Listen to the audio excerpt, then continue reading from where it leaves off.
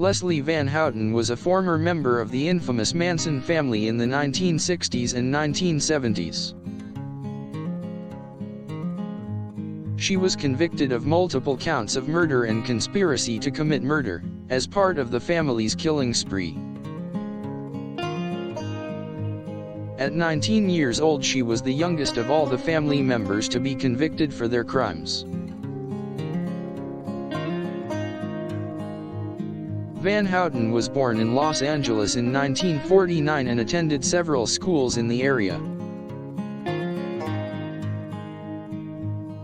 In the late 1960s, she moved to the commune led by Charles Manson and fell under his influence.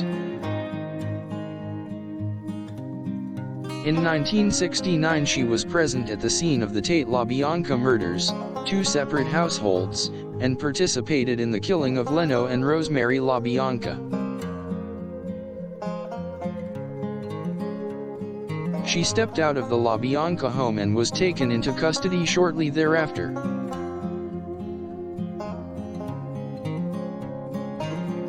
During her trial, Van Houten described her role as mostly just holding Rosemary LaBianca down. She was found guilty and sentenced to death, but her sentence was later commuted to life in prison. In 1979, Van Houten was granted parole after recanting her original account of what happened. Her actual involvement in the murders was never determined, and her release was protested heavily by the public and victims' families.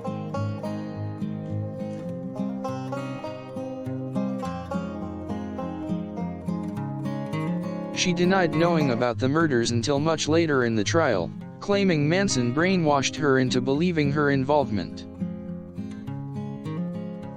While in prison, Van Houten earned a BA degree in Latin and literature, worked with Volunteers of America, and took up painting. She also became a devout Catholic during this time.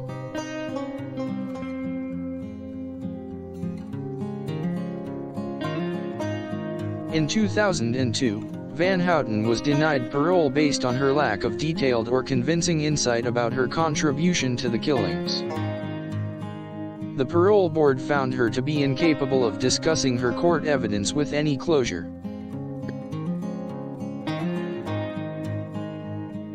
In 2008, Van Houten filed a habeas corpus petition that sought to overturn her conviction based on inadequate defense counsel. This was denied in 2011 and further appeals were unsuccessful.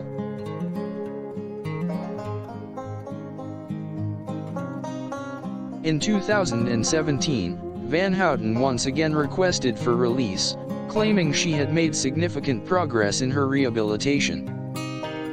She continues to express remorse for her actions and remains deeply sorry and ashamed of her past. Over the years, Van Houten received some support from both fellow inmates and outside sources. She was featured in numerous documentaries and her story was even made into a movie.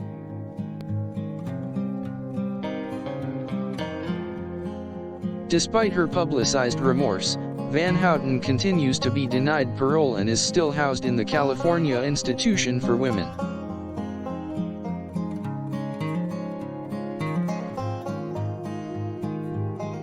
Critics continue to argue that she is still a threat to society and has not fully accepted responsibility for her crimes. Van Houten has, however, become an advocate for restorative justice and educational rehabilitation for inmates.